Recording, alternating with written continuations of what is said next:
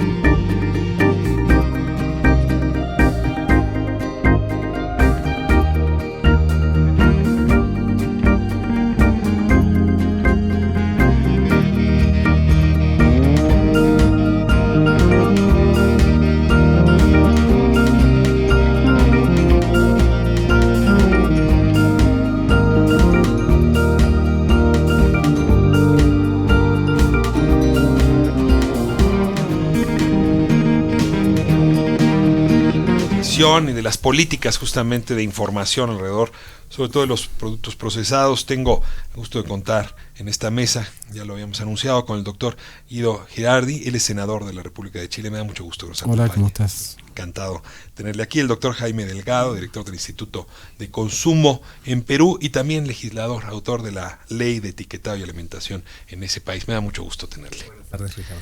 Buenas tardes. Pues déjenme primero preguntarles cómo llegaron a este tema. ¿Sí? ¿Cuándo se volvió un tema importante para sus actividades, sus intenciones e incluso su desempeño legislativo? Bueno, para mí hace muchos años. Yo fui juez sanitario en Chile. Me tocaba fiscalizar la contaminación del aire, la contaminación del agua, los ruidos y los alimentos. Y me di cuenta, todos los años 90, que teníamos un grave problema de alimentos que estaban o contaminados, o que estaban falsificados, o que tenían cantidad inmensa de sal, grasa y azúcar, o que tenían, por ejemplo, etiquetado donde aparecía una fruta y tenía cero fruta, era todo químico. Y empezamos ahí a trabajar con la Academia de Ciencias chilena, con un médico que se llama Ricardo Huawi, que es un premio nacional de ciencia, una eminencia mundial en temas de nutrición. Y además Chile estaba empezando a tener una prevalencia altísima de obesidad. 25% de los niños están siendo obesos hoy día a los 6 años. La mitad de los niños chilenos a los 6 años son sobrepeso o obeso. Tenemos que la población en general tiene una obesidad dramática. 37% de nuestros adultos son obesos y el 74% son sobrepeso en la edad adulta. Estamos construyendo un tsunami de enfermedades producto de esto, de infartos, cáncer, accidente vascular, hipertensión, diabetes, Alzheimer, problemas de depresión que están asociados a esto, problemas de artrosis. Nos vamos a morir todos de esto, pero jóvenes, no viejos, y ningún Estado va a poder pagar esto. Y esto tiene que ver fundamentalmente con los estilos de vida, o sea, con la alimentación que comemos y con el sedentarismo. Entonces, por eso tomamos la decisión con la Academia de Ciencias Chilena, con el doctor Ricardo Huawi en el año 2007, de redactar una ley justamente para impedir el abuso y la desinformación. Entonces yo acá, por ejemplo, tengo unos cereales. ¿Me permite presentar a Jaime Delgado y entramos ya en materia? Sí, por favor, Jaime, adelante. Ahora le toca a usted decirnos cómo llegó a este tema. Bueno, yo comencé muy joven en esto, ¿no? El año 1984 formé la primera asociación de defensa del consumidor. El año 86 presenté la primera denuncia por etiquetado engañoso, una marca que se vendía como mantequilla cuando era margarina. El año 87 presentamos la primera denuncia por publicidad engañosa. Y posteriormente, digamos, hemos estado trabajando en el tema de vigilancia, sobre todo de la veracidad y del engaño en las etiquetas de los productos alimenticios. Finalmente, del 2011 al 2016 yo fui elegido parlamentario, representando el interés de los consumidores. En Perú tenemos un voto preferencial. Yo fui uno de los parlamentarios más votados a nivel nacional, representando y llevando al Congreso el tema de consumidor, y eso motivó de que una de las primeras iniciativas que presentamos en el 2012 fue la Ley de Alimentación Saludable, que incluye el tema de etiquetado. Ya para entonces nos conocíamos con el senador Guido Girardi y coincidimos en la necesidad de impulsar esto, porque en verdad nos dimos cuenta de que cuando la gente lee las etiquetas no la entiende, porque está en un lenguaje confuso para nutricionistas. ¿Y qué le significa para la gente una galleta que tiene 30 miligramos de sodio en una porción de 40 gramos? ¿O qué significan las kilocalorías y el porcentaje? Entonces, esto es chino para la gente. Y nosotros necesitábamos un sistema de información mucho más claro que lo entienda cualquiera. Antes de pasar al sistema de información, yo les rogaría que me ayudan un poco, como ya lo estaba haciendo el doctor Girardi, a hablar del diagnóstico en América Latina de la obesidad y la diabetes. Es decir, si es una epidemia que es propia de la segunda mitad del siglo XX y sobre todo lo está haciendo de este arranque del siglo XXI. ¿Qué cambió, aparte de menor ejercicio o menor tiempo para caminar, qué cambió como variable para explicar estas epidemias? Bueno, cambió una transculturización donde toda Latinoamérica, pero yo diría todo el mundo, nuestros ancestros habían logrado dietas muy saludables, muy equilibradas. Y luego estamos viviendo una invasión de alimentos que están promovidos por la publicidad, que son marcas, que son transnacionales, que están reemplazando los alimentos saludables en todas partes del mundo. la gente ya no come alimento, consume estatus a través de las marcas, consume sentido de vida. Los niños y niñas quieren comer lo que comen los demás, lo que tiene publicidad. Entonces, así como se consumen zapatillas Adidas, Nike, que son las mismas en todo el planeta nuestra población está consumiendo los mismos alimentos, pero que son basura, que están llenos de sal, grasa y azúcar, que efectivamente en el pasado los seres humanos desarrollamos un cableado neuronal, o sea, estamos cableados para buscar la sal, el azúcar y las grasas, porque con eso teníamos que sobrevivir y era muy escasa. Entonces, cuando tú logras consumir grasa, sal y azúcar, liberas dopamina y tienes sensación de placer, y hay una adicción, son drogas. Pero hoy día la sal y el azúcar están en todas partes. Entonces estamos viviendo, y el organismo, como antes era un tesoro, encontrar sal, se hablaba de los salarios, encontrar una fruta madura era una suerte. Bueno, el organismo hace un stock, guarda eso. Entonces tu organismo, cada vez que hay grasa, sal, azúcar, la guarda. Entonces lo que estamos viviendo hoy día, que la humanidad, la principal epidemia, el principal daño a la salud que enfrenta, justamente lo decía, la mitad del planeta va a ser obeso en el 2050 y sobrepeso, y vamos a tener un desastre de salud. Ya el cáncer es la primera causa de muerte, ya no son las infecciones, ya los infartos al corazón. El azúcar mata más gente que todas las guerras, terrorismo, crímenes de la humanidad. El azúcar es el terrorista del siglo XXI, y quienes promueven el azúcar, en cierta manera, están matando y destruyendo la salud. No es posible que los alimentos sean la primera causa de enfermedad y de muerte en esta sociedad que estamos viviendo. Y en Chile, ya nosotros tenemos, todos los días mueren 300 personas por todas las causas, pero 200 ya están muriendo por infarto, accidente vascular y cáncer. Pero lo grave, que 100 personas mueren prematuramente todos los días. Un tercio de las muertes son gente que muere joven, entre 40 y 60 años, que no debiera morir, justamente por diabetes, por hipertensión, por cáncer. Ahora está totalmente demostrado que la glucosa y la resistencia a la insulina alta, es un factor de crecimiento tumoral. El azúcar per se, porque estimula los cánceres, pero la insulina alta estimula también las células cancerosas, un factor de crecimiento, y por eso que los obesos tienen mucho más riesgo, por ejemplo, de hacer cáncer que el resto de la población.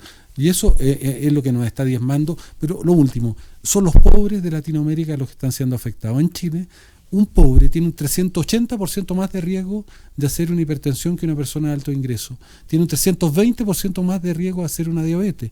El doble de riesgo de hacer un cáncer, y el doble de riesgo de hacer un infarto al corazón si es pobre que es rico. Por lo tanto, estas empresas de la comida chatarra lo que están destruyendo es la vida y la salud de los más pobres. Son clasistas. Y por lo tanto, y es una invasión cultural, porque nuestros países producen alimentos saludables. Nosotros en general estamos importando esta basura que está disfrazada de saludable y nos está intoxicando, nos está haciendo adictos, nos la promueven a través de la publicidad. Es la peor forma de colonización. Nosotros debiéramos defender la soberanía alimentaria. Perú y México tienen de las alimentaciones más maravillosas, más de mejor calidad, diversas, pero están siendo destruidas justamente por esta nueva colonización, esta invasión americanoide, que es la peor de las invasiones. Entonces, claro, los mexicanos quieren autonomía y soberanía, pero permiten un atentado a su soberanía cada vez que estamos consumiendo esta basura, y que además nos destruye la vida. Estos datos que ofrece muy probablemente sean parecidísimos a los mexicanos, pero a la hora de iniciar la comparación, y me apego al argumento que en realidad varios de estos productos lo que ofrecen son estatus, y es la publicidad la que les da el estatus. O sea, ir a una buena fiesta de niños y que no haya estos zeppelins de refresco enorme no es una fiesta digna. Sí me lleva a preguntar, ¿por qué si en otras sociedades también hay productos que entregan estatus? Usted citaba las zapatillas Nike, por ejemplo, los tenis Nike. No se observan estos índices de obesidad y sobre todo diabetes. Estoy pensando, no sé, en las sociedades asiáticas, por ejemplo, en algunas sociedades escandinavas, donde uno recorre y no ve estos elementos que se describían en su momento, y sin embargo el estatus y la publicidad, incluso engañosa, está presente. ¿Hay algo que en la población latinoamericana, don Jaime, nos debe alarmar o alertar de una manera particular respecto a esto? Sí, es una buena pregunta, porque son países que han sabido preservar sus tradiciones, su culinaria, y eso les ha permitido, digamos, ser menos propenso a la invasión cultural de este tipo de comida chatarra. En el caso de Japón, por ejemplo, que es uno de los países con menor índice de sobrepeso y obesidad, uno dirá, se les enseña a los niños en el colegio, qué sé yo, sí se les enseña, pero con la práctica. En los colegios se cocina, en los colegios se come. Entonces los niños desde muy tierna edad aprenden a disfrutar los aromas, las texturas, los sabores. Entonces su exigencia de un paladar mucho más variado hace que difícilmente luego se entreguen a la chatarra. Pero tenemos sociedades en donde desde niños les estamos llenando de azúcar, de grasas, qué sé yo. Entonces son monocromáticos y hay niños que solamente están consumiendo nuggets. Entonces yo creo que es importante el ejemplo que nos dan estas sociedades, Japón, Corea, Francia, que han sabido preservar lo suyo. Yo en algún momento hice un comentario, como mencionaba Guido Gilardi. Nosotros admiramos este nacionalismo mexicano, hay muchas expresiones de defensa de su identidad, es admirable, pero sin embargo en cuanto a la comida se están dejando ganar la batalla. O sea, la comida tanto mexicana como peruana son las reservas culinarias extraordinarias, que es un legado de nuestros antepasados, y es una comida variada con la que nunca hemos tenido problemas. Hemos sobrevivido miles de años y no hemos tenido dificultades, no hemos tenido problemas de sobrepeso, obesidad, enfermedades crónicas, pero esto está siendo bombardeado por la invasión de este tipo de productos procesados y ultraprocesados, y esto nos está generando estas consecuencias, porque el sobrepeso y la obesidad no es un tema de estética, no es un tema de estilo, se ve mejor, no, es un tema de salud, porque ¿cómo es posible que como consecuencia de estas enfermedades crónicas derivadas, originadas en muchos casos de sobrepeso y obesidad, hoy entre el 70 y 80% de las muertes que se producen en el mundo son muertes prematuras? La gente está muriendo antes de tiempo, y con todo este costo que significa para la gente. Y muchos dicen, pero oye, no te metas con la comida de la gente, cada uno es responsable de lo que come. O sea, esa es mi libertad individual. ¿Quiénes son ustedes para decir qué tengo que comer, qué no tengo que comer? Aquí lo que estamos con este tipo de medidas es dar más información clara que le entienda cualquiera, porque además no es tan cierto eso de que es mi cuerpo y yo hago lo que quiero con mi cuerpo, porque con tus decisiones irresponsables estás impactando a la sociedad. ¿Por qué? Cuando tengas un problema de estos, le vas a trasladarle el costo a la sociedad. ¿Cuánto gasta el Estado mexicano en atender a la gente con diabetes, hipertensión? ¿Cuánto gasta el Estado mexicano, es decir, todos los mexicanos que contribuyen con sus impuestos, en atender la hemodiálisis que necesitan millones de personas con diabetes o con insuficiencia renal?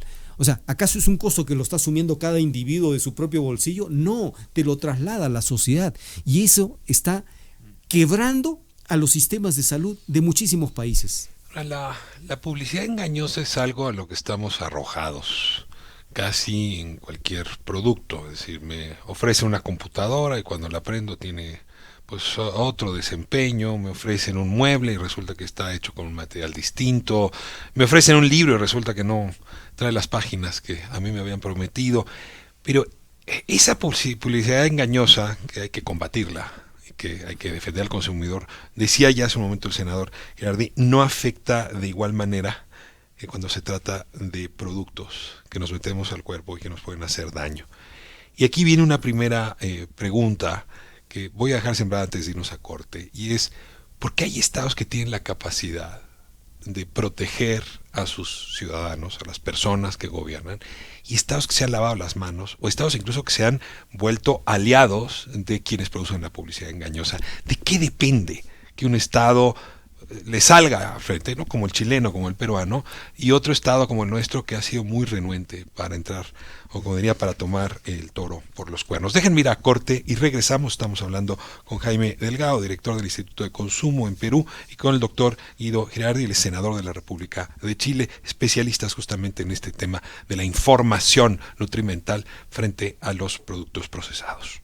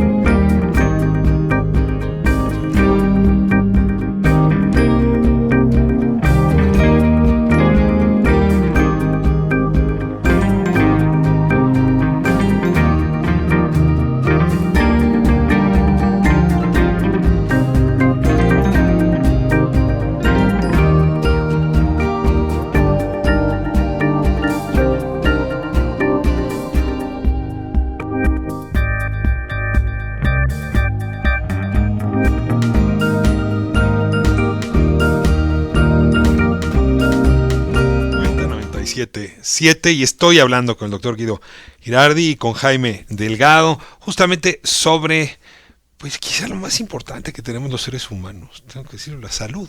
Es decir, si no hay salud, pocas cosas hay de más en esta vida, y la salud tiene mucho que ver, no solo, pero tiene mucho que ver con la alimentación. Y hay algo como de falta de conciencia, tengo que decirlo, sobre lo que nos estamos metiendo al cuerpo. Les pregunté hace un momento por el papel de los gobiernos, pero antes déjenme hablar como de esos anticuerpos culturales que les han permitido a nuestros antepasados sobrevivir y vivir con salud, y anticuerpos culturales que nuestra generación, nuestro tiempo nos ha hecho perder. Yo le preguntaría, ¿por qué estamos siendo tan poco resistentes a la invasión de estos productos tan dañinos? Porque la globalización nos ha puesto ciertos parámetros de sentido de vida, de estatus, de autorrealización, que son globales, que son planetarios, y que tienen que ver con que el ser humano ya antes en el pasado o tenía religiones o tenía ideologías que le daban un sentido de vida, pero en la crisis que estamos viviendo hoy día de las instituciones, de la religión, de la ideología, yo creo que lo que le da sentido de vida a las personas hoy día son las cosas, y el estatus y la dimensión aspiracional de las personas están las cosas. Yo siempre digo, dime la marca que usas y yo te digo quién eres. Las marcas representan tal vez el sentido de existencia de las personas, y lo que las personas aspiran a hacer está en la marca. Ahora, del otro lado tienes poblaciones que están pensando, quizá con más grado de sofisticación, comer productos que estén en la zona donde la gente vive, que dejen una huella lo más endeble posible. Es una minoría, no es una tendencia que vaya a ganar. La tendencia mayoritaria en el mundo. Yo te podría preguntar, el modelo del consumo de luz, bótalo, ¿aumenta o disminuye? Incluso enfrentado al tema del cambio climático, el calentamiento global. Cuando hay un celular, sale un teléfono portable, bueno, a los 6 meses aparece otro. ¿Y cuál es la aspiración de todas las personas? Obsolescencia programada, fuera. Antiguo, porque las personas consumen novedad. Y los seres humanos fuimos inventores, fuimos creadores, pero hoy día estamos consumiendo creatividad y novedad. Entonces, este es un modelo de consumo planetario. Los alimentos, la gente ya no come alimentos, la gente no come comida, la gente come estatus, come marca. Y el problema es que esas marcas lo que están promoviendo no son alimentos saludables, y además en Latinoamérica la dimensión aspiracional es la cultura americana, es la manera de vida americana. Entonces, y en el mundo entero, lamentablemente, yo acabo de estar en China y los jóvenes chinos quieren tener los mismos jeans que en Estados Unidos, en Europa, los mismos tenis, las mismas ropas, pero también la misma comida. Entonces, esto va a ser global y va a ser planetario. Pero al mismo tiempo somos, déjeme ahora hablar de la cultura latinoamericana, muy orgullosos de nuestros alimentos, ¿no? Sí, a ver, yo he estado en Lima y me presumen cada vez la variedad de alimentos, su quinoa, su pescado, y venimos a México y presumimos la enorme diversidad que tenemos de maíces, de productos de maíz. Sí, pero una interrupción en eso. Por ejemplo, México, con todo lo que tú me dices, es uno de los principales consumidores con Chile en el mundo de bebidas gaseosas dulces y snack, que son totalmente transculturizados, que no provienen de nuestra historia. Triunfadores en el consumo de esos productos. Somos los primeros en el mundo. Entonces, es una paradoja lo que tú estás diciendo. Claro, tienen tradiciones culturales, culinarias, maravillosas, tal vez de las más interesantes, pero que están siendo reemplazadas, en cierta manera, disminuidas por esta invasión cultural que son estas transnacionales. Entro a la pregunta que dejé sembrada antes de irnos a corte. Hay gobiernos y ideólogos detrás de esos gobiernos que dicen el Estado debería lavarse las manos, que cada quien consuma lo que su propio criterio le dicte. Liberales, digamos, en el extremo. Por cierto, no son los mismos gobiernos que legalizan la droga. Ahí sí el gobierno tiene que entrar, pero en alimentos tendría que prohibirlo todo. Hay gobiernos que están entrando, como los de ustedes, a por lo menos legislación que fortalezca la información nutrimental. Y hay gobiernos que de plano están financiados y van de la mano con la industria de alimentos procesados. Yo les preguntaría un poco de qué depende. Mira, yo quiero hablarte ahora como abogado. El Estado es la sociedad jurídicamente organizada para garantizar el bien común. El bien común. Y el centro de todo es el ciudadano, el ser humano. Ok, el mercado es el espacio en el cual, digamos, confluyen proveedores y consumidores para satisfacer las necesidades que esta sociedad tiene. El mercado no es la ley de la selva, el mercado tiene reglas. Cualquier producto que quiera entrar al mercado tiene que sujetarse a un conjunto de regulaciones para garantizar que el producto sea seguro, idóneo, etcétera, etcétera. Sea que entra un automóvil, una plancha, una licuadora, etcétera. Un medicamento, etcétera. Es responsabilidad del Estado asegurarse la idoneidad. Idoneidad significa la aptitud que debe tener un producto en relación a esas características para el uso. Ok. ¿Qué son los alimentos? Los alimentos son insumos que el cuerpo necesita para vivir. Nuestro organismo es un ser maravillosamente construido que necesita un conjunto de requerimientos que lo da o que te puede explicar la ciencia, la nutrición, cuál es la bioquímica del organismo y qué cosa te puedes meter a la boca y qué cosa no te puedes meter a la boca. Entonces, todos los que aprovechando de ese espacio que es el mercado, ponen al mercado a disposición de los consumidores un producto para meterse a la boca, tendrían que cumplir requerimientos exigentes. Ese requerimiento, esa idoneidad dice, este producto cumple con los requerimientos para la bioquímica que tiene este organismo o no. Si no lo cumple, ni siquiera debería estar en el mercado, ni siquiera. Casi como si fuera un medicamento. Por supuesto que sí. ¿Darles el mismo tratamiento? Darles exactamente el mismo tratamiento. No, tú no puedes jugar con la naturaleza del ser humano, con sus requerimientos, con su bioquímica, porque si no lo estás impactando. Pero tú dices, no, pero este es un poquito nomás, la sal es un poquito, la grasa, mira, no comas tanto, qué sé yo, o sea. Y encima estás publicitando un producto que puede estar causando daño a la salud, le dices, pero publicítalo nomás. Oye, un momentito. Entonces ahí entramos en unos dilemas. ¿Hasta dónde la legislación puede regular? Bien dijo la presidenta, la directora de la Organización Mundial de la Salud, cuando decía, si queremos enfrentar una epidemia, hay un mosquito, un vector, que sale todo el Ministerio de Salud con sus inspectores y lo fumigamos y nadie se va a oponer a esto. Pero que es una pandemia donde hay tantos lobbies, tantos intereses económicos, qué complicado es regular algo que pareciera tan simple, tan sencillo. Entonces, lo que hemos hecho Chile, Perú, que son dos países que están dando el ejemplo y nos sigue Uruguay y espero que próximamente México, es decir, oye, por lo menos garantízale al consumidor una información clara y sencilla, alto en sodio, alto en grasas saturadas, porque si tú lees la letra pequeña en la tabla nutricional, que te dice kilocalorías, que esto representa 25 miligramos de sodio en cada porción de 40 gramos. ¿Quién entiende eso? En cambio, contiene grasas trans, alto en azúcar, por supuesto. Pero sabe la industria que frente a una información tan sencilla que el público puede reaccionar para tomar alguna decisión mucho más consciente, obviamente pueden estar afectando sus intereses y por eso la oposición. Vamos hacia allá.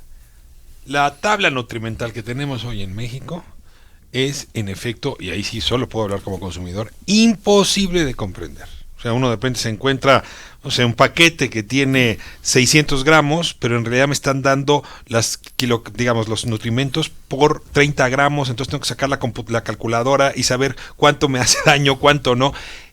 Es una tabla para confundir. Y en México se está proponiendo algo muy similar a lo que ocurre en sus países. Me gustaría que le explicaran al auditorio cuál es la diferencia entre lo que hay y lo que podría haber si procedemos con una legislación como la suya. Bueno, primero decir que este es un rol del Estado de garantizar la información. Es el rol de un Estado liberal. Porque para poder ejercer la visión liberal, tú tienes que tener información. Quienes se oponen a esto, en el fondo, no creen en la teoría del mercado y la teoría liberal del mercado, porque para que haya mercado tiene que haber simetría de información. Entonces, ¿qué es lo que sucede? Cuando yo tomo, por ejemplo, acá tengo un Kellogg de Zucarita que tiene 41% de azúcar, esto tiene azúcar y sal, es basura. Pero si yo leo la etiqueta, no entiendo nada. Entonces, ¿qué sucede?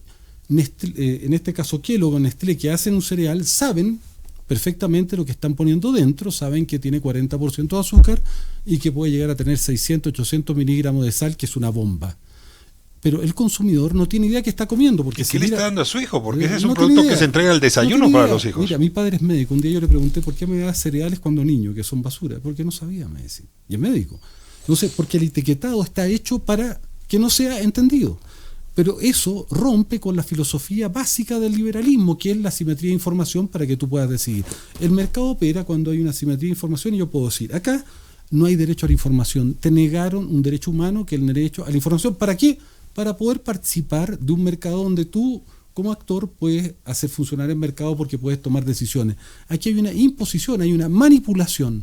Porque cuando a mí me muestran un cereal y que yo no entiendo y que está disfrazado en un envase que parece que tiene colores, que tiene juegos, que tiene stickers, que tiene juguetes incluso. Parece, ¿no?, que es fruta, ¿no? Entonces, los colores es que son frutas diversas. Bueno, pero este ya, por ejemplo, tenía un tigre, pero nosotros hicimos un etiquetado que es muy simple, que es un rombo negro, porque fueron los niños que a través de los focus group nos dijeron que entendían eso mejor que el GDA, que que tiene que hacer regla de 3, que tú me decías. ¿Qué quiere la industria? Quiere un etiquetado que sea totalmente incomprensible. Yo, por ejemplo, médico, una vez reuní a 20 pediatras para decirle, que explíqueme usted el GDA, y le mostré el GDA. ¿Pero el GDA? El GDA es aquel que pone el porcentaje del consumo, que dice, mira, esta porción tiene un 7%, es lo que la industria mexicana quiere. Ese etiquetado no lo entienden ni siquiera los profesionales médicos. Está hecho para que nadie lo entienda.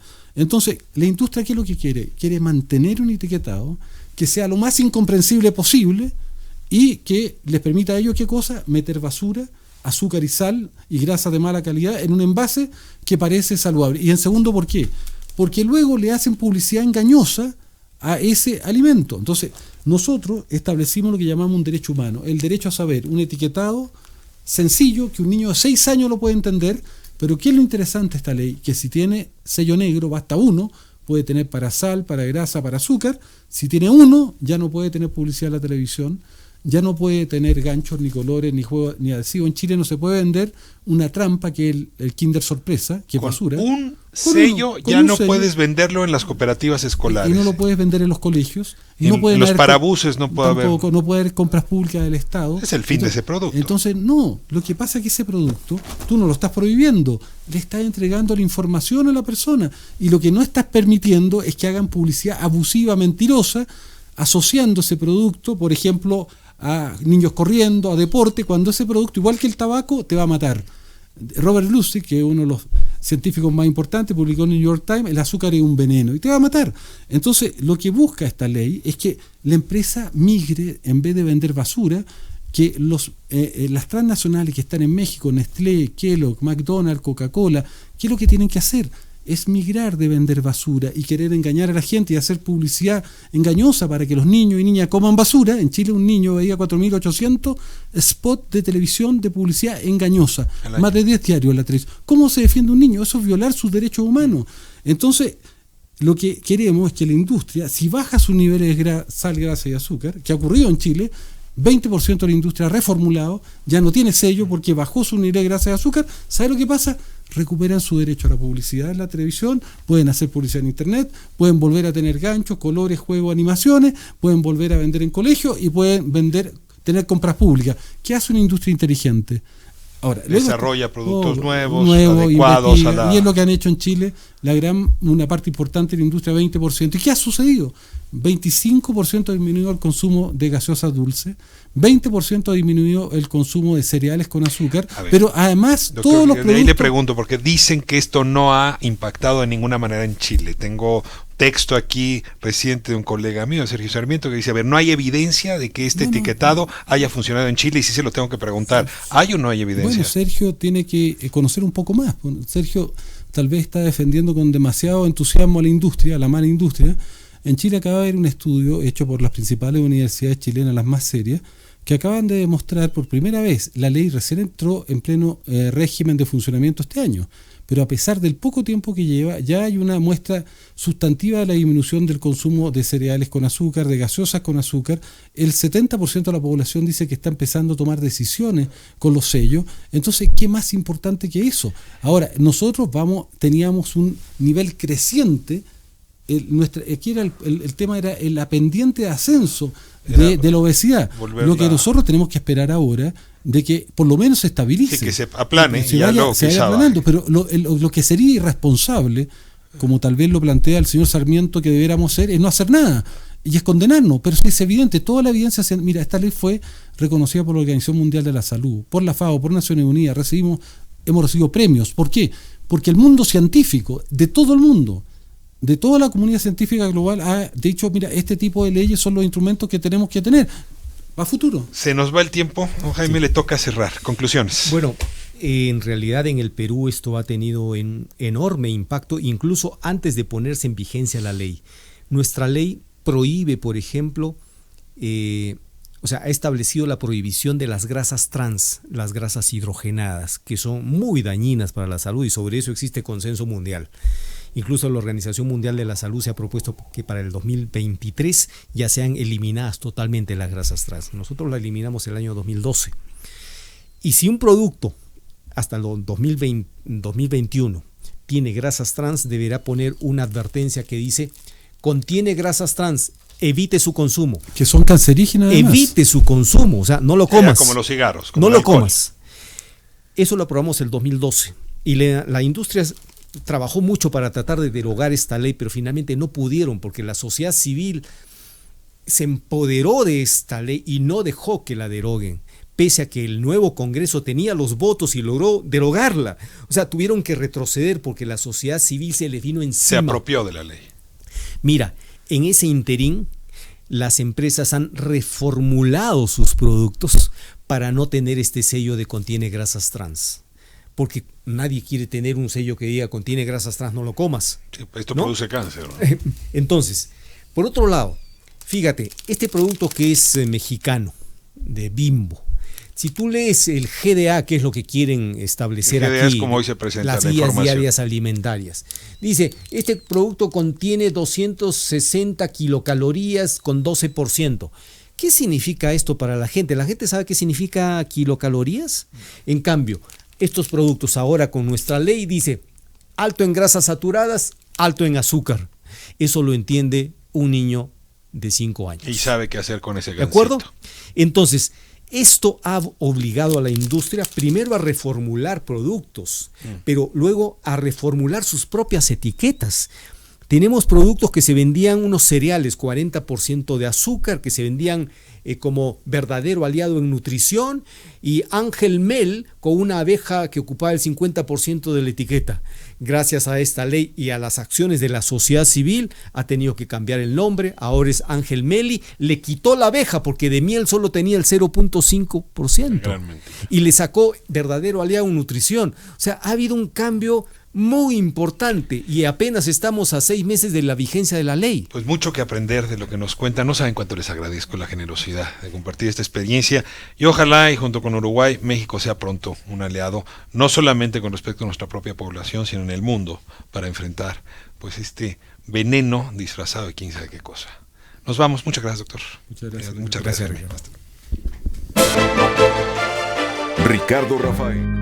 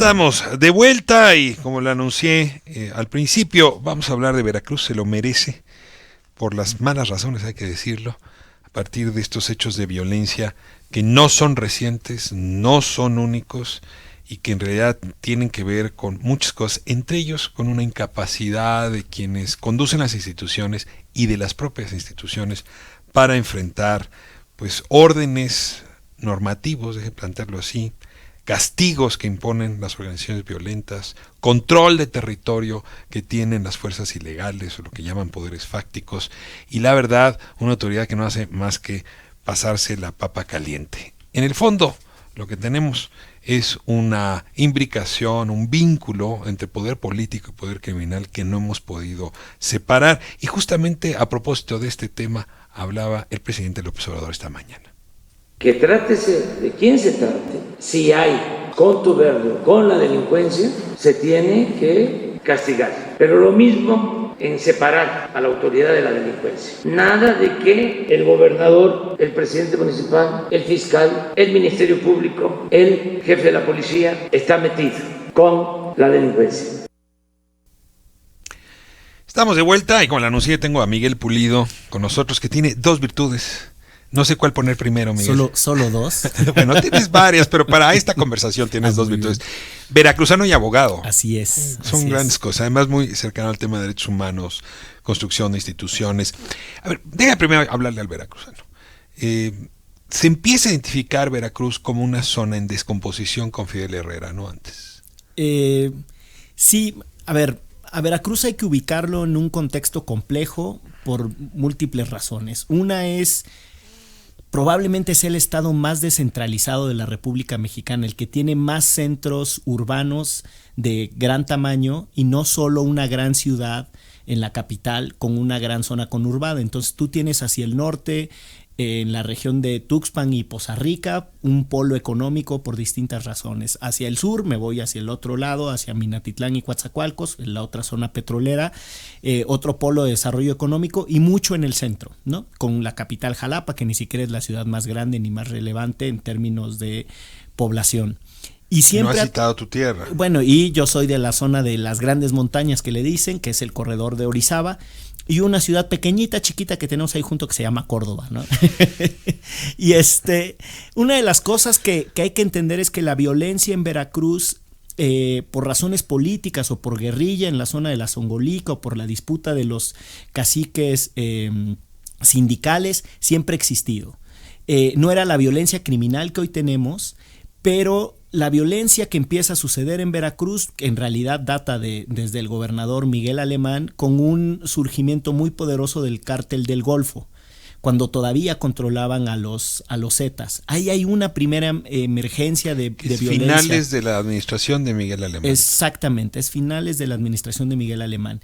Y lo que empieza a suceder es que esa primera violencia no se detecta y no se habla mucho de ella, porque quiero insistir en que había antecedentes de violencia política y de otras razones en el Estado. O sea, no se nota la mutación, no se observa la mutación. Exactamente. Después, sí sucede con Fidel Herrera, ya una descomposición, porque el país mismo estaba en una circunstancia muy distinta y Veracruz, por razones de la logística, es el puerto por el que más entra y sale mercancía del país, además de estos distintos polos de desarrollo que te describo. Corredor migratorio. Tiene además el paso del tren en un montón de partes, la frontera con Tamaulipas, cuando era una ruta la más socorrida en alguna época reciente. Entonces eso genera que haya disputas por la logística de distribución de las drogas. Hay un suficiente mercado de consumo local, bajito pero más grande que el que tienen otras partes del país, y hay una actividad económica extorsionable recurrentemente, y eso hace un cóctel de criminalidad bien complejo. A ver, perdón que regrese a Fidel Herrera, pero sí el caso de este constructor de Pemex, Colorado Cesa, Francisco Colorado Cesa, que después se supo le lavaba dinero justamente al cártel del Golfo y a los Zetas, y que en Estados Unidos, cuando en su juicio pues declaró que él había puesto financiamiento para la campaña de Fidel Herrera, y a partir de entonces empezó a correr el rumor de que el Z1 era Fidel Herrera y que su gobierno estaba ligado con estas organizaciones criminales, quizá injusto, quizá no corroborado, pero esa información sí corresponde con el ascenso de estas organizaciones que fueron a controlar territorio. Tal cual. Mira, refieres un caso que además para quienes escuchan esto lo tengan más fresco en su memoria. Es un personaje que además de que vinculaba la industria de la contratación pública, lavaba dinero con los caballos de carreras pura sangre, que es una forma de blanqueo de capitales. Con las apuestas de estos caballos en Estados Unidos, es muy común ese negocio. Y bueno, pues el poder económico que tenía y el tejido de relaciones que lo vinculaban incluso con otros contratistas de Pemex, lo pone en el centro del huracán, porque en los juicios, y esto hay que decirlo, en los juicios de Estados Unidos, como parte de la información que se revela, salen estas declaraciones en donde él había financiado la campaña de Fidel Herrera. Es decir, no es un periodicazo suelto por ahí, una banquetera. Aquí nunca la perseguimos, es una cosa increíble. Es una declaración en juicio. De hecho, cuando esa declaración se hace, a Fidel Herrera se le premia, se le entrega el consulado en Barcelona. Exactamente. Es una suerte de protección. Sí, y tienes razón en el sentido de que para nosotros los veracruzanos, en la voz popular, la idea de que Fidel Herrera controlaba el narcotráfico o parte de la actividad criminal, pues eso sí sonaba, era un run run, y efectivamente el apodo popular era que él era el Z número 1. Ahora, uno podría suponer que a lo mejor parte de ese financiamiento también habría llegado a Javier Duarte. Ya, mira, lo cierto es que ya para esas alturas, o sea, la salida de Fidel Herrera y el ascenso de Javier Duarte, la descomposición del Estado era brutal, porque ya los grupos que se peleaban el Estado, el control territorial, la posibilidad de distribución logística, ya eran un montón. O sea, ya había esta disputa entre lo que le llamaban los Zetas Nueva Escuela contra los Zetas Antigua Escuela, la intromisión del cártel Jalisco Nueva Generación. Que llegaron como los matacetas. Que llegaron efectivamente. Entonces hay una reagrupación ahí que genera zozobra en el Estado, en donde ya todo es muy turbio. Y empiezan a suceder cosas como las desapariciones forzadas o las desapariciones de personas con una sistematicidad escandalosa. Entre el 2010 y el 2016, hay una serie de eventos de desapariciones forzadas en Orizaba, de donde yo soy, con señalamientos directos a comandantes de la policía y a la policía misma. De la policía encargada de la desaparición Exactamente. forzada. Cementerios, fosas, que fueron policías quienes las crearon. La gran mayoría de las acusaciones refieren a la policía, y eso nos pone en una circunstancia bien delicada, porque Veracruz empezó a experimentar con estas ideas de si el mando único y cómo centralizabas el control policial, las certificaciones y los premios a policías, y luego esos mismos comandantes terminaron siendo acusados de desaparición. Ahora, déjame dar un salto. Los matacetas o el cártel Jalisco Nueva Generación, digamos, entre la época de Javier Duarte, pasando por Yunes y llegando al día de hoy, se apropian, se advierte, de 70% del territorio. Los Zetas nuevos, los viejos desaparecieron, se achican y hoy dicen 30%. Así está más o menos la distribución. Lo que estamos viendo en Coatzacoalcos nos dicen, es una disputa entre estas dos organizaciones por esa plaza, no diría por el Estado. Ahora, entro con una variable política. Miguel Ángel Yunes se hace una gobernatura muy corta en el tiempo y es el enemigo acérrimo de Fidel Herrera y de Javier Duarte. Y decide emprender una batalla contra todo lo que ellos representan. Y uno de los elementos que hace es el nombramiento de Jorge Winkler. Exacto. Como fiscal autónomo, ¿no?, del Estado, que desde su punto de vista sería incorruptible. Recibe un mandato largo, Winkler, que 9 años. Trasciende entonces al mandato ahora de Cuitláhuac García.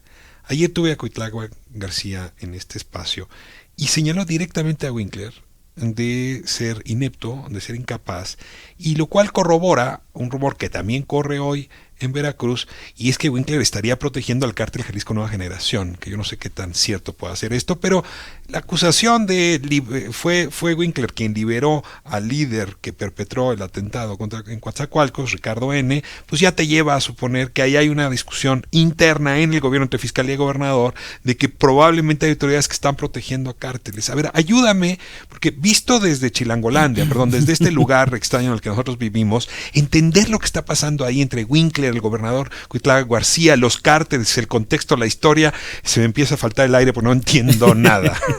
Mira, déjame regresar a una idea. Veracruz como un estado descentralizado, con muchos polos, con sus propias lógicas, con sus propios referentes de autoridad, y que genera la fantasía que desde la capital se controla todo, cuando en realidad no es tan cierto. Una de las cosas que ¿Desde la capital del país? Desde la capital del estado. Desde la capital del estado. Uh-huh. Una de las variables que tú pones sobre la mesa es precisamente el conflicto político. Para ubicar la llegada de Jorge Winkler a la Fiscalía del Estado, hay que recordar que en realidad el paso previo es la renuncia de Luis Ángel Bravo Contreras. Es decir, Javier Duarte había nombrado un fiscal que hubiese sido el primer fiscal autónomo, transeccional, incorruptible, etcétera. ¿Por 9 años? Por 9 años, pero cuando sienten que les llega el agua a los aparejos, entonces Luis Ángel Bravo renuncia. ¿Por qué? Porque podía ser perseguido, porque era parte de la maraña corrupta de Javier Duarte. ¿Por qué? Él es muy cercano a Javier Duarte, pero en una sucesión de altos personajes involucrados o acusados por la Fiscalía del Estado, la gente tendrá que recordar que Veracruz tuvo un momento en donde el secretario de Seguridad Pública de Veracruz, Arturo Bermúdez Zurita, estaba acusado de desaparición forzada, enriquecimiento ilícito, y le sacaron unas casotas en Houston, que parece que todo el mundo va ahí a Woodlands a tener casas, los veracruzanos, como si fuera una economía. Bueno, es que Woodlands tiene su colonia tamaulipeca, su colonia veracruzanos, es mexiquito. Y de Coahuila, les gusta esos tres ir a comprar a Woodlands. También, ¿no? Sí, pues bueno, y está como medio nido de ratas, pero bueno. Estaba Arturo Bermúdez, Luis Ángel Bravo, el encargado de los servicios periciales, el encargado de los retenes a nivel estatal de la Secretaría de Seguridad Pública, todos ellos altos mandos acusados por enriquecimiento ilícito, desaparición de personas, etcétera. Eso te muestra en realidad que había bases para sostener que lo que sucedía en Veracruz era sistemático, porque hubo jueces que los vincularon a proceso, y además uno puede estar a favor o en contra de Winkler y del fiscal que llevaba los temas de desaparición forzada, que se apellida Coronel, pero lo cierto es que había una discusión en Veracruz estructurada en recomendaciones de derechos humanos, en informes de ONGs, en reportes periodísticos de la sistematicidad de las desapariciones y el involucramiento de la policía. Y lo que tratan de hacer en algún momento la fiscalía es utilizar una figura penal que se había ocupado en Perú, que era que ese nivel de sistematicidad, cuando tú tienes un mando omiso, te supone un grado de responsabilidad. O sea, si tienes macrocriminalidad, hay un mando que se encarga. Por omisión, no necesariamente te están acusando de que tú lo instruiste, pero si hay esa sistematicidad abajo de ti y tú eres responsable de esas unidades. Quizá no lo puedo probar, pero el que no hayas actuado merece señalamiento. Exactamente, y eso fue lo que sucedió con todas estas personas. Eso te ¿Están demuestra, vinculadas a proceso? Están siguiendo su proceso en libertad, porque un juez consideró, esa es una singularidad, que la desaparición forzada de personas no es un delito que merezca prisión oficiosa. Preventiva. Preventiva, exacto. Entonces están siguiendo su proceso. No se han fugado. En arraigo. Pues que sepamos, no, están en Woodlands. Yo creo que están jugando golf muy contentos, pero eso te demuestra que ya hay implicaciones complejas entre la política, la seguridad pública, la sistematicidad de criminalidad. Entonces tú dirías que Winkler hizo bien el trabajo en perseguir a estos sujetos, hizo bien en someterlos a proceso, logró que los vincularan a proceso. Mira, hay una declaración de Cuitláhuac García de cuando recién es gobernador, que yo recuerdo muy fresca porque yo la comparto. Hicieron de la persecución criminal un espectáculo y no necesariamente un proceso bien estructurado. ¿Cuál es la diferencia? A ver, está interesante. Yo lo que creo es que esta forma de hacer política de Miguel Ángel Yunes, que es muy excéntrica, ¿te acuerdas su declaración de daré información que va a simbrar a México, ¿no? Empezando diciembre simbraré a México, y pues no nos era hemos sobre simbrado. Andrés Manuel López Obrador, si mal no recuerdo, Pues, nunca dio nada. Nunca dio nada de nada, ¿no? Hay uno que otro fiscal y uno que otro titular de unidades de investigación que me suenan a eso. Que les gusta esto, sí, ¿no? les gusta. Cantan con Sabina, son fiscales a la Garzón.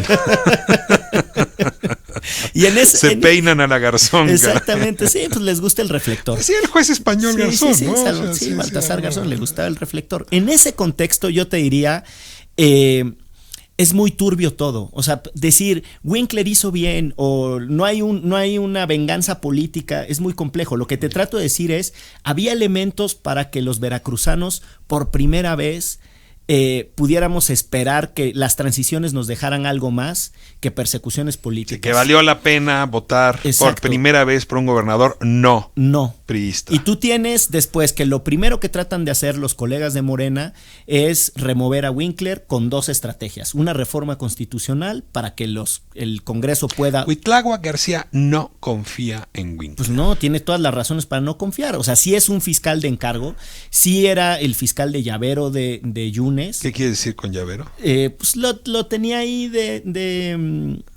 era una suerte de extensión suya, en una correa de transmisión. O sea, la verdad es que no es nada un fiscal de autónomo. Autonomía. No. Pero, y pone sobre la mesa el hecho de que Morena trate de remover al fiscal, que no confía en él y que tengan problemas de interacción, pone sobre la mesa la fantasía de que lo único que necesitan nuestras instituciones es autonomía.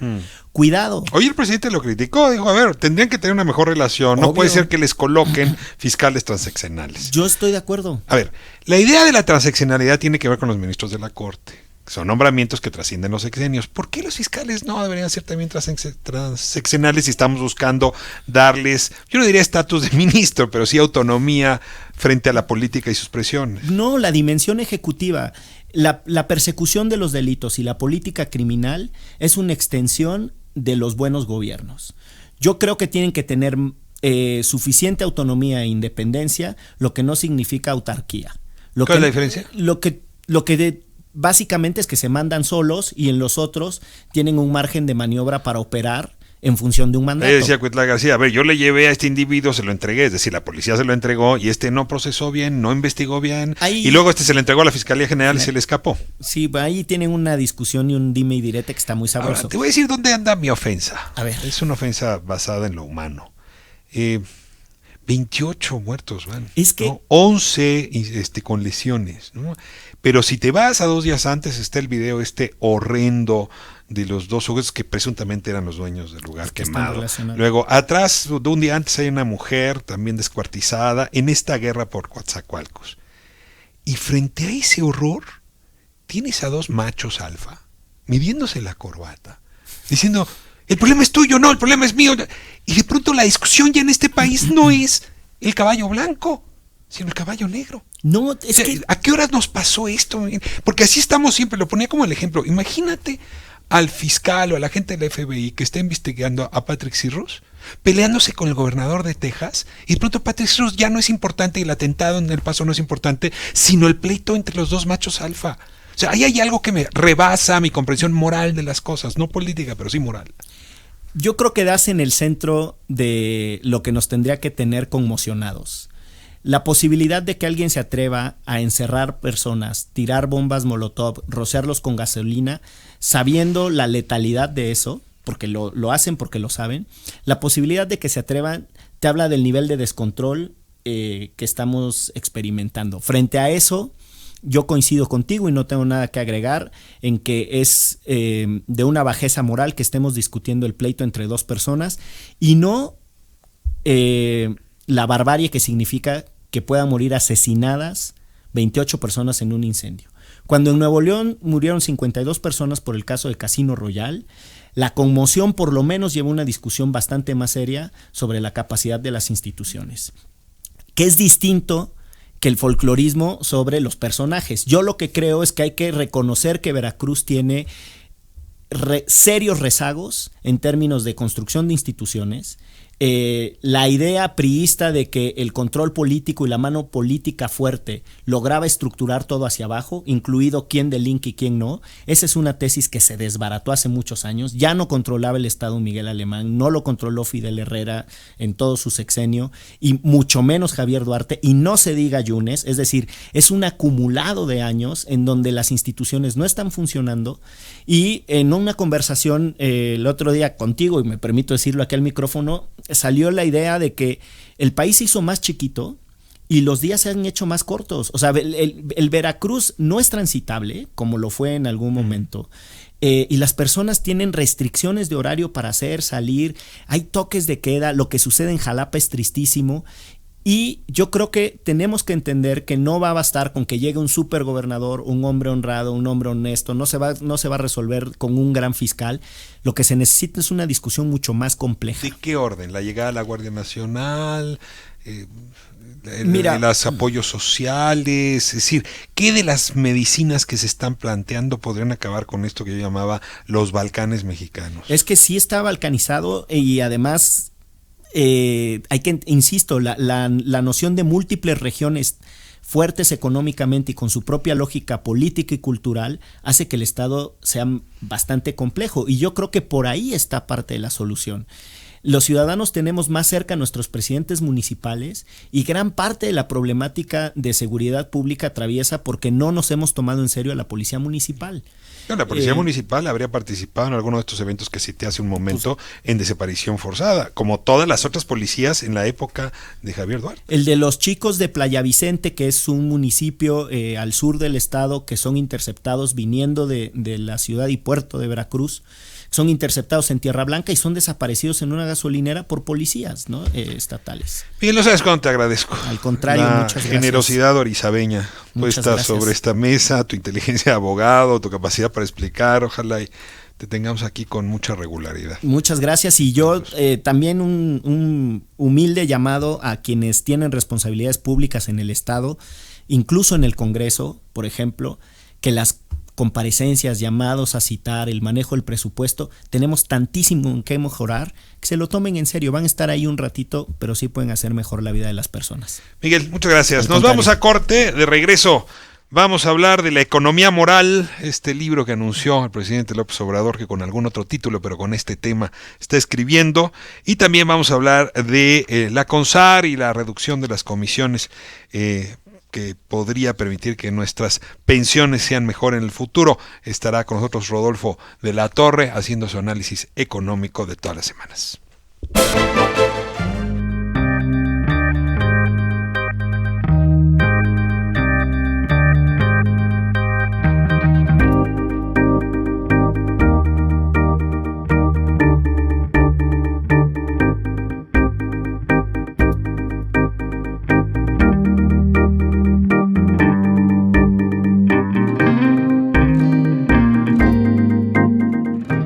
El Águila Compañía de Seguros, la mejor opción para el seguro de tu auto, y Radio Centro 97.7 presenta el reporte vial.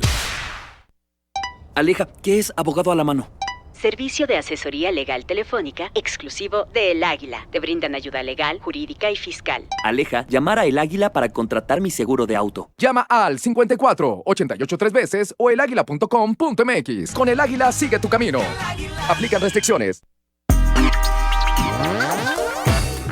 Considera que aún vas a hallar cerrada la circulación sobre el anillo periférico, a la altura de Avenida Oaxaca y en inmediaciones del inmueble de la Policía Federal en dirección hacia Avenida San Jerónimo. Utiliza como alternativa vial para evitar el punto Paseo del Pedregal. En más información, pero de la zona norte, continúa lento el avance sobre el circuito interior. Si partes de la estación del Metro Aragón y vas con dirección hacia la Calzada de los Misterios. Lento también es el desplazamiento sobre los carriles centrales de Avenida de los Insurgentes. Del Monumento a los Indios Verdes hacia el Eje 4 Norte. Asentamientos en el cruce con cada semáforo los vas a encontrar sobre Avenida Cuitláhuac, de Plan de San Luis hacia la Calzada Vallejo. En la temperatura continuamos en los 22 grados Celsius con un cielo parcialmente nublado. Si eres copiloto, evita distraer al conductor.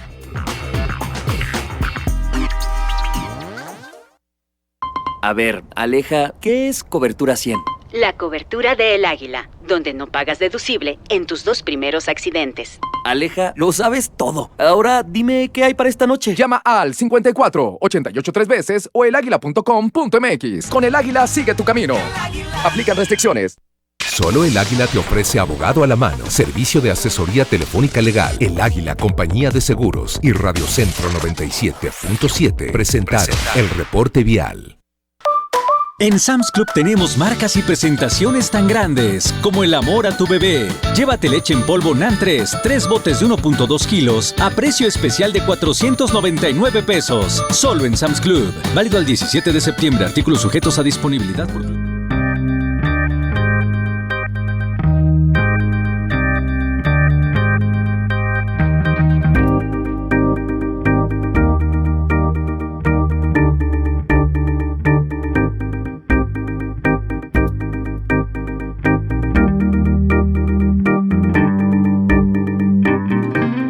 pierdas el cierre de la gran expoferia del colchón de Atlas del Descanso. En toda la línea Restonic te damos 50% más 10% de descuento adicional, bonificación del IVA y rematamos con 5% de descuento adicional. Además, 18 meses sin intereses y entrega inmediata. Válido el 1 de septiembre. Atlas del Descanso y Restonic, el colchón de tus sueños, te invitan. Aplican restricciones.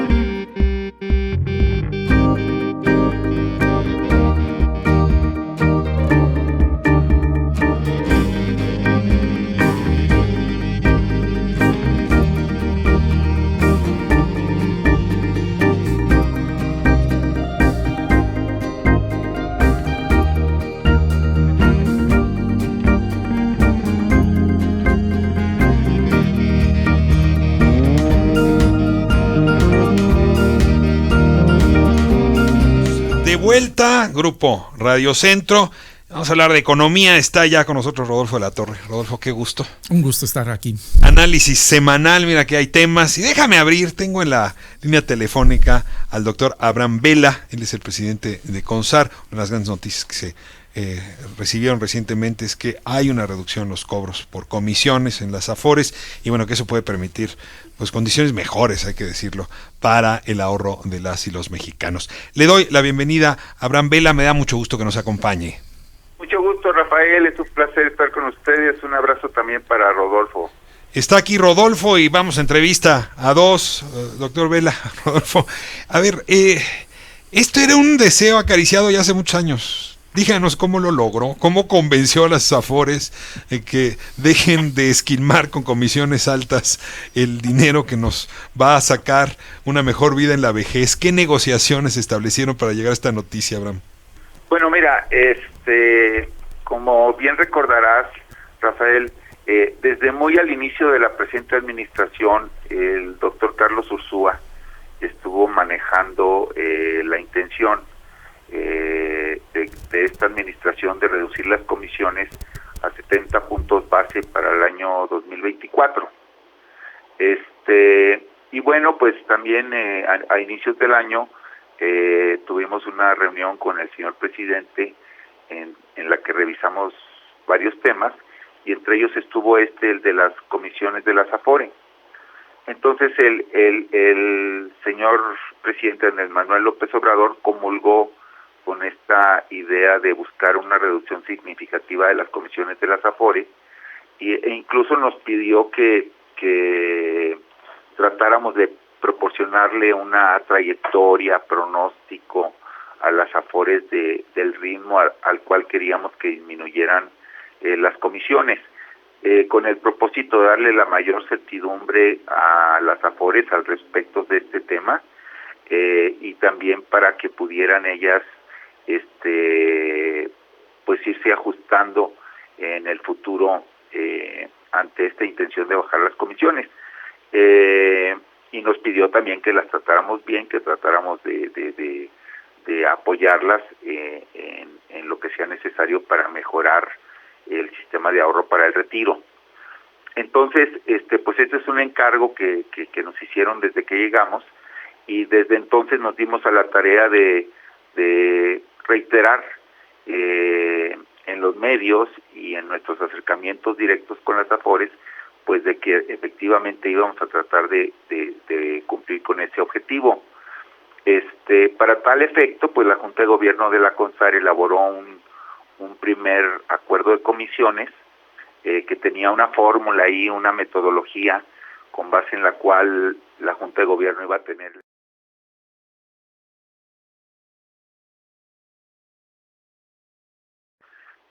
Este acuerdo no fue mucho del agrado de las AFORES, y entonces elaboramos un segundo acuerdo donde retiramos esta metodología y simplemente dejamos claro qué tipo de información la Junta de Gobierno espera recibir de las AFORES cuando presenten sus propuestas de comisiones para cada año.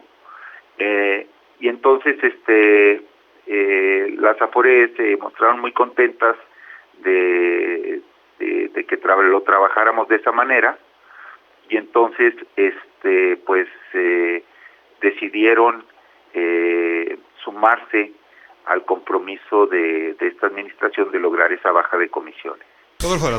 Ahora, un gusto saludarte.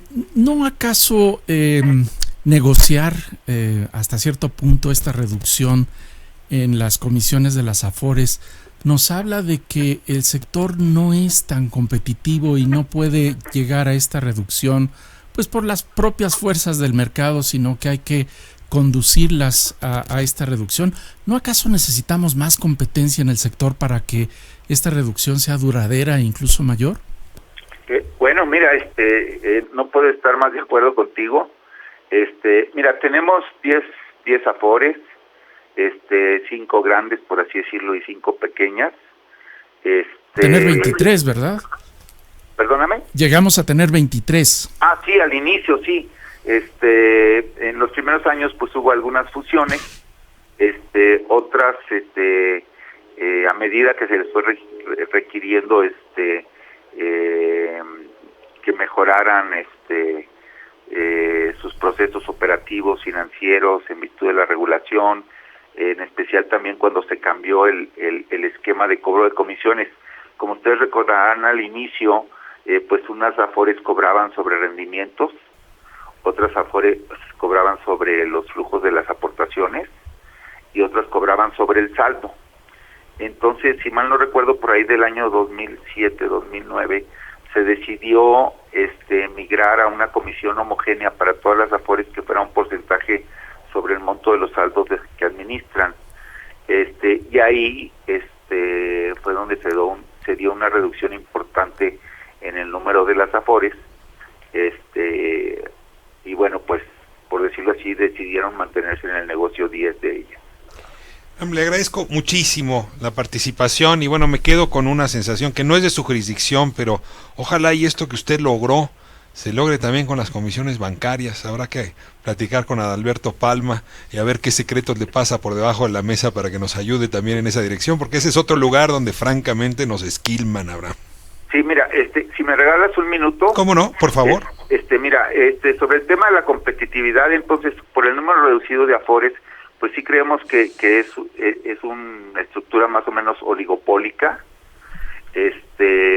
La industria se caracteriza por la naturaleza del servicio y del manejo de las cuentas y las inversiones que realizan por economías de escala. Esto quiere decir que cuando tienen que administrar más cuentas, pues el costo en el margen de administrar más cuentas es relativamente baja, muy cercano a cero, porque ya tienen la infraestructura pues para atender, no sé, 500,000 trabajadores. Bueno, pues atender 550,000, 600,000 me cuesta básicamente lo mismo. Entonces, esto es lo que se llama un monopolio natural o oligopolio natural debido a economías de escala, y esto atenta contra la competitividad del sector y obviamente pues requiere, de acuerdo a los expertos en teoría económica, pues la intervención del regulador para que los precios en ese mercado se fijen de manera cercana a lo que sería considerado como competitivo. Al respecto te digo que pues las afores compiten muy intensamente en términos de fuerza de ventas, de su gasto de promoción, compiten también agresivamente en rendimientos, pero no compiten en el precio, ni compiten en la atención al cliente. Ellas tratan de diferenciar su producto, principalmente vía gasto de promoción, pero no compiten en precios, o sea, no compiten en comisiones. A mí no me gusta este esquema de estar negociando comisiones año con año. A mí me gustaría una industria competitiva en donde las comisiones se determinen por las fuerzas del mercado, a partir de la competencia entre las afores, pero como son pocas y dado el fenómeno de las economías de escala que implica tener rendimientos marginales crecientes o costos marginales decrecientes, pues eso hace prácticamente imposible que pueda haber una competencia sana como la que tendríamos con un número grande de participantes. Abraham Vela, presidente de la CONSAR, muchísimas gracias por acompañarnos esta tarde, y si me acepta, me encantaría tenerlo aquí en cabina para hablar más largo sobre nuestra curva demográfica, el sistema de pensiones y cómo mejorar este escenario y no pasar de ser de un país de jóvenes pobres a un país de pobres viejos, que mire que ese es un riesgo que todavía está latente. Exacto, es el reto que tenemos por delante y será un placer, un honor acompañarlo. Así lo haremos ahora. Muchísimas gracias, lo anotamos. Rafa, pues vamos de vuelta. Déjame cambiar el chip y te traigo a otro asunto. Hoy en la mañana, déjame escucharlo, el presidente López Obrador decía, pues miren, las calificadoras y Banco de México pueden decir lo que se les dé la gana. Yo ya no quiero nada que ver con lo neoliberal, así es que yo ya estoy escribiendo un nuevo libro, Economía Moral va a ser el tema, que por lo que se entiende es como la propuesta alternativa a la versión actual de esos indicadores, de esos mapas mentales, de esos paradigmas tachados, imputados como neoliberales. Sí, el Banco de México, o los expertos, o las calificadoras, porque tienen otros parámetros, dicen que va mal la economía, pues los tengo que respetar. Sencillamente son visiones diferentes. Yo ya no quiero nada con el neoliberalismo, porque resultó ese modelo un rotundo fracaso. A ver, los respeto, pero esos indicadores me tienen sin cuidado porque son neoliberales. Yo te pido un poco que me ayudes a descifrar, porque luego los mensajes del presidente tienen más de un sentido. Y déjame comienzo con el primer asunto. Si yo fuese presidente de cualquier país en el mundo, estaría hasta el copete de las calificadoras, porque se han vuelto poderes autárquicos, ¿no?, que dan instrucciones de cómo gobernar. Y luego cuando empieza a ver quiénes son sus accionistas, quiénes son los intereses detrás de esas calificadoras, pues no es un poder angelical. Entonces sí está complicado que un interés opaco, oscuro, califica políticas y gobiernos, impone directrices, y tú que te eligió la población, que sacaste los votos, no puedes moverte.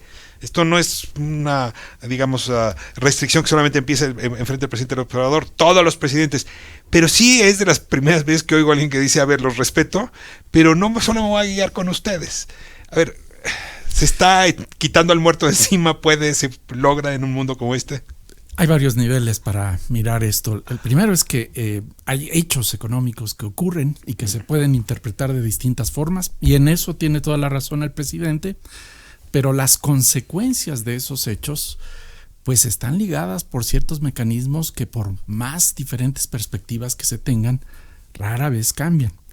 Y yo creo que la dicotomía no es tanto entre el gobernante y las calificadoras o ciertos intereses, sino las acciones de gobierno, que son mucho más complejas que las de una persona, y lo que llamamos las fuerzas del mercado, que pueden estar concentradas, pueden tener nombre y apellido, pero también suelen ser muy dispersas y suelen sobreponerse a las mejores intenciones.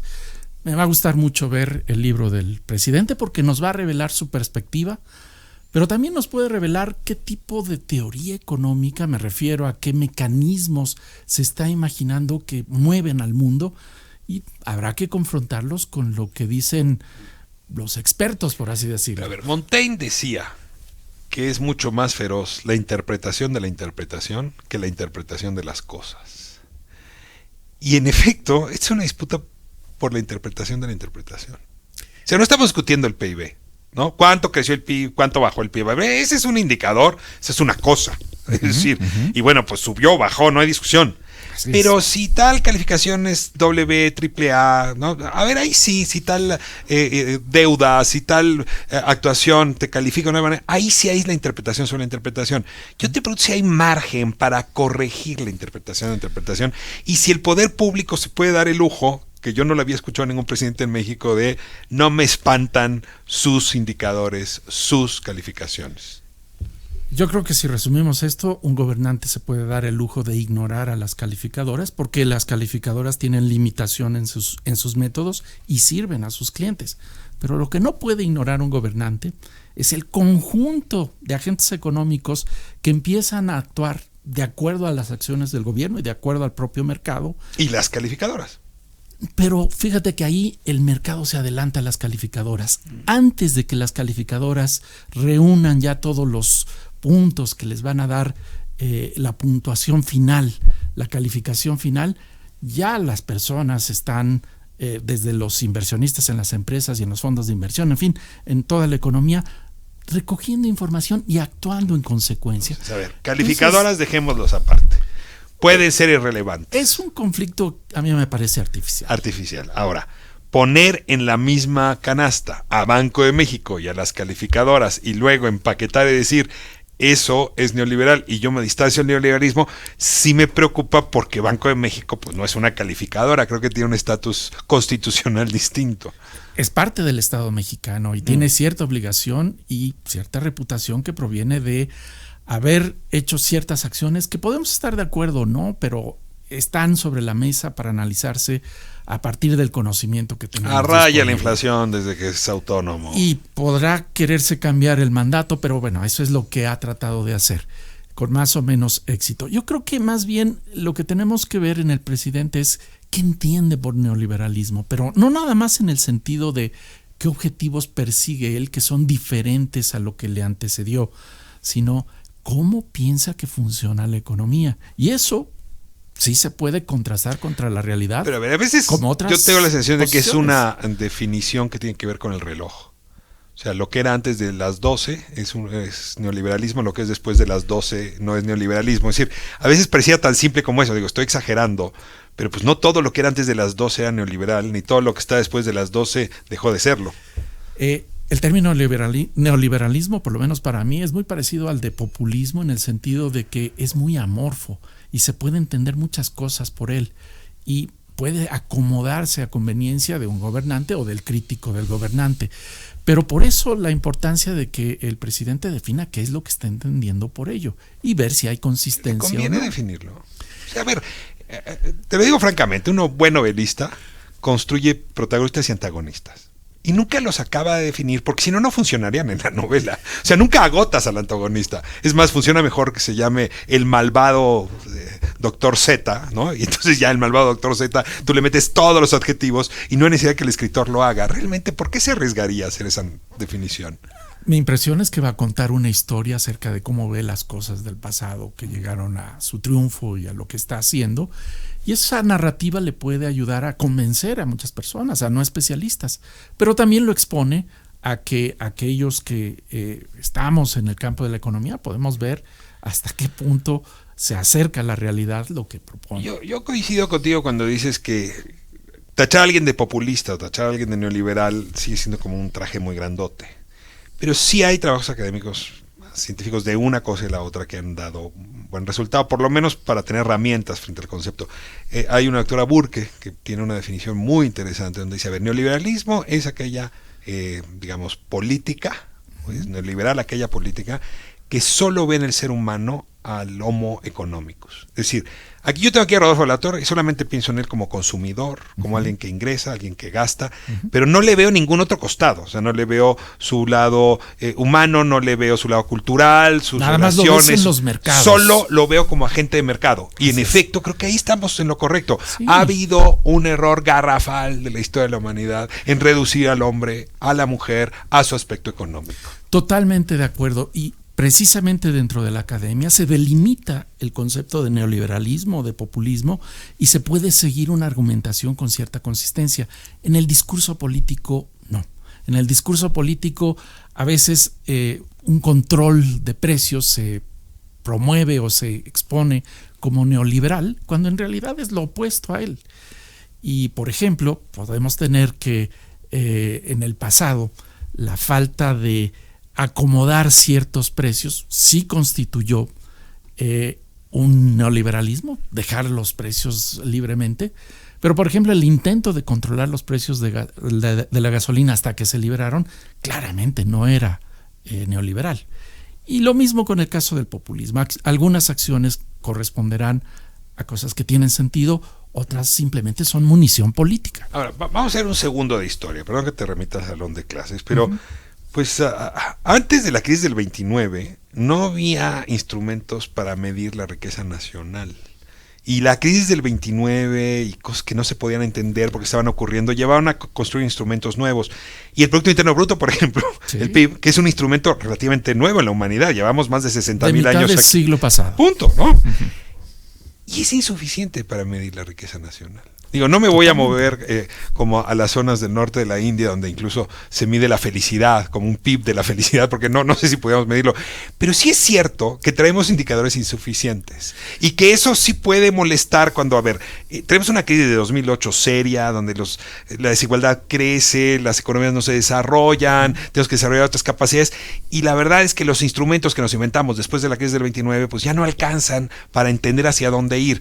Desde esta lógica a mí sí me llama la atención, desde el punto académico, no político, si no estamos en el umbral de una nueva teoría económica.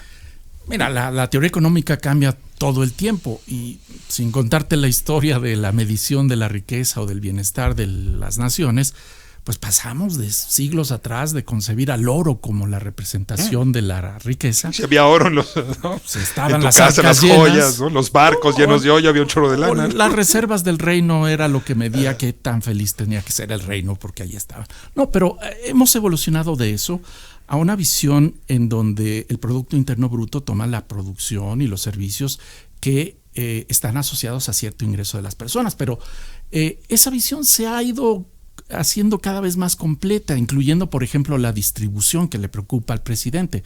Por cierto, el tema de el PIB per cápita y su distribución es una discusión muy interesante y muy avanzada en 1960 o 70, pero ya se ha pasado, por ejemplo, a concebir el bienestar de las personas en términos de lo que pueden ser o hacer, su estado de salud, si pueden aprender, si tienen seguridad para caminar en las calles. En México mides pobreza en función de capacidades, ya no de números nada más. Tu capacidad de acceso a la salud, tu capacidad de acceso a la nutrición. O sea, hay indicadores que se siguen moviendo. O el índice de desarrollo humano te mide esperanza de vida, qué tanto puede concluir de su educación una persona.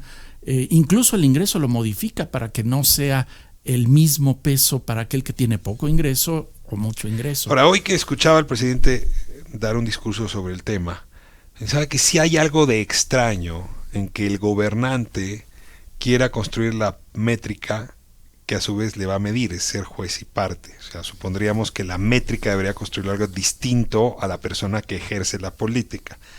Pero acto seguido, pues la siguiente reflexión fue, pues esto yo ya lo había visto.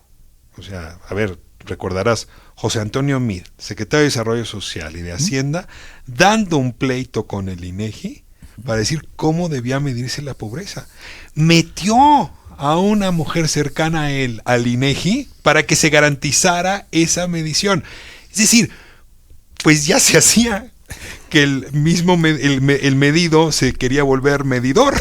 Exacto. Y la verdad es que sí es un tema que tendríamos que separar, ¿no? Ahí sí agua y aceite, unos miden y otros ejecutan, pues lo mismo. Lo otro enreda mucho, es conflicto de intereses. Totalmente. No, yo lo que te diría es que la tentación de que el que gobierna ponga la forma en que va a querer ser evaluado ocurre todo el tiempo. Si la tentación. La tentación y en muchas ocasiones la realización, tú ya has puesto un ejemplo. Si el presidente quisiera diferenciarse en esta ocasión de lo ocurrido en el pasado, debería de dejar tranquilos organismos como por ejemplo el Coneval o el propio INEGI para que generen las estadísticas y pueda hacerse la evaluación correspondiente. ¿Y en qué términos? En términos no muy distantes, por cierto, a lo que al presidente le preocupa, porque el presidente claramente ve que el ingreso nacional y su distribución pueden generar felicidad, pero en el intermedio está toda la satisfacción de necesidades que promueve a través de su lema de primero los pobres. Entonces yo creo que ahí hay muchos elementos que si el presidente es bastante sensato, pues puede respetar y encontrar una evaluación que no esté muy lejos de decirle lo que requiere saber. Ahora, lo otro, y con no esto lo que cierro, quiere saber, lo que requiere saber. Lo otro, y con esto cierro, es que sí tiene una fascinación por el siglo XIX. No solamente de la historia mexicana, sino de algunas ideas muy potentes. Economía moral, pues es algo que hacía Adam Smith. O sea, Adam Smith pensaba en la economía en términos morales. A partir de Marx empezó a pensar en otros términos, ¿no? Economía política, no moral.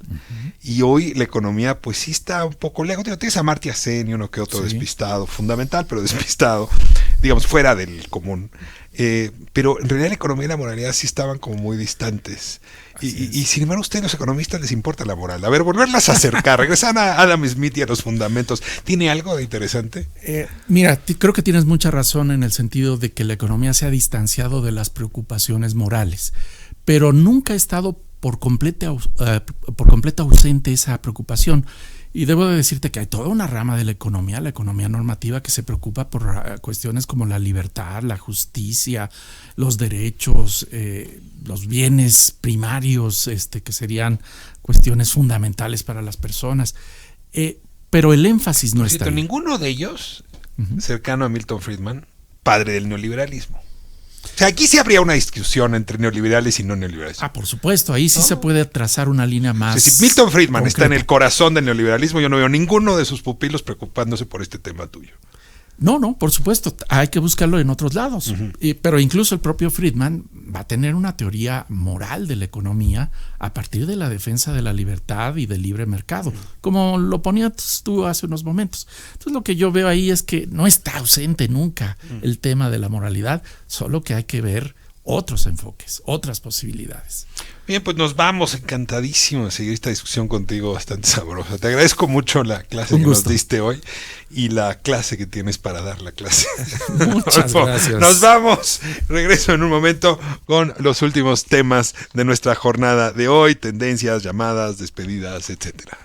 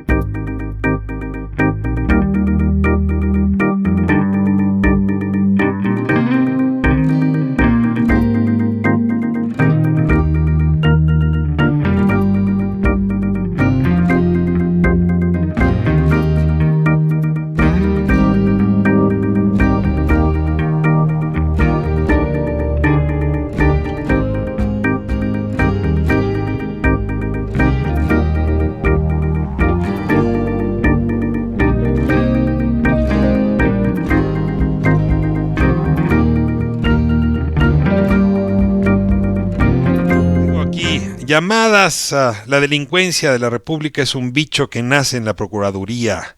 El crimen organizado, conocido como el secuestro, ha estado activo en Veracruz y no deja de trabajar. Este chiquero de personas que son parte de la autoridad de seguridad no hacen nada para atacar el crimen, sino todo lo contrario, lo ayudan. Creo que lo más correcto es que las autoridades federales les decomisen todo a los trabajadores de la administración de Peña Nieto que tuvieron que ver el crimen organizado de Veracruz. Y no solo la administración de Peña Nieto, sí hay que decir con franqueza que el juego de policías y ladrones en este país se agotó hace tiempo. Policías y ladrones en muchas ocasiones son parte de la misma banda. Y peor aún, ¿no? La policía acaba siendo la pistola con la que se disparan las bandas entre sí, y ahí hay un divorcio fundamental. Si el presidente ha insistido mucho en divorciar el poder político del poder económico, hay que insistir que hay un poder peor que está matrimoniado con el poder político, que es el poder criminal. Tengo también intervenciones diversas, muchas, muy agradecido de mi parte, a quienes nos siguen por YouTube. Ana Cruz Martínez, excelente mesa, deberíamos hacerla viral por el bien de los mexicanos. Supongo que se refiere a la mesa que tuvimos justamente sobre alimentos procesados y su legislación, el etiquetado. Brígido Gallegos, don Ricardo, excelente periodista, oiga, muchas gracias. Laura González, Ricardo Rafael, si es periodismo, no como el otro Ricardo. Ya sé de quién habla. Tiene apellido de país. Peter Navarro, en Veracruz, Yunes dejó a su fiscal para entorpecer el gobierno de Cuitláhuac, miserables prianuchos. Leonardo Gómez, solo que siendo tolerante e indulgente no va a disminuir la delincuencia. Frida Beatriz, las azucaritas es pura basura, son almidones adicionados, endulzados con jarabe de maíz de alta fructuosa, causante de resistencia a la insulina, obesidad y finalmente diabetes. Fran Barbie, un gobierno es responsable de la salud de su pueblo y debe informar por lo menos de lo dañino que son ciertos alimentos. Rodia, pero imagínese si AMLO dice que debemos comer, no tardará la ridícula oposición a decir, ya ven cómo es un dictador que nos dice qué comer. Si en efecto, si se hace una legislación nos van a acusar intervencionistas, pero no, la idea es ofrecer información, de eso va el asunto. Miguel Pulido es un gran activista que lucha contra la corrupción, nos saluda Frida Beatriz. Carlos Levy, ni Maíz Blanco de México debe ser más nacionalista. Mire, o sea que hay que evitar el maíz blanco, debe ser más nacionalista. Dice Andy Durfense, interesantísima información, se la voy a comentar a mi hija que quiere estudiar ingeniería en alimentos. Necesitamos muchos ingenieros en alimentos, Andy, así es que adelante con su hija. Miriam Cepeda, excelente programa, ojalá México haga algo similar a lo que hacen estos países, se refiere a Perú, se refiere a Chile. Gracias a los invitados. Lilia Castillo, felicidades por el programa, es necesario cambiar el etiquetado. Mientras tanto, hay que consumir lo menos posible productos industrializados. Dice, aquí hay una cita de Martí Batres. Hoy no tocamos el tema Batres, sigue dando la mata de qué hablar. Dice Martí Batres, triunfé moralmente, demostré que tengo la razón jurídica, pero no participaré en procesos internos mientras no cambien las condiciones internas. Se refiere al proceso justamente de sucesión, la mesa directiva del Senado. No convalidaré, dice Martí Batres, las irregularidades señaladas por la Comisión Nacional de Justicia. El coordinador de la bancada es muy dado a incumplir la resolución, pero yo no voy a negociar con otro cargo. Bueno, pues ahí están los temas y seguimos ahora revisando las tendencias. Hashtag Palacio Nacional. ¿Cómo no va a ser tendencia? El presidente revela que en una sala de Palacio Nacional halló una cámara pequeña de espionaje. Y lo citan, hace unos días en una de las salas de la oficina se encontró una cámara sofisticada de esas pequeñitas, no estaba grabando en la sala, aquí en Palacio, en una de las salas donde hay reuniones. ¿Y qué logran con eso si lo que hablamos es completamente legal, transparente? No hay nada que puedan utilizar en contra nuestra, dijo en su conferencia de prensa. Yo tengo aquí una gran diferencia con el presidente. La verdad es que habrá temas que uno puede hablar con enorme franqueza, libertad, y que es desde luego de lo más deseable que esa conversación llegue al espacio público, se esparza por los aires, sea información accesible para todas y todas. Hombres, información es poder, que el gobierno se entregue informaciones que nos está distribuyendo el poder. Pero imagínense que la conversación que se estaba teniendo en esa sala era justamente a propósito de los atentados en Coatzacoalcos.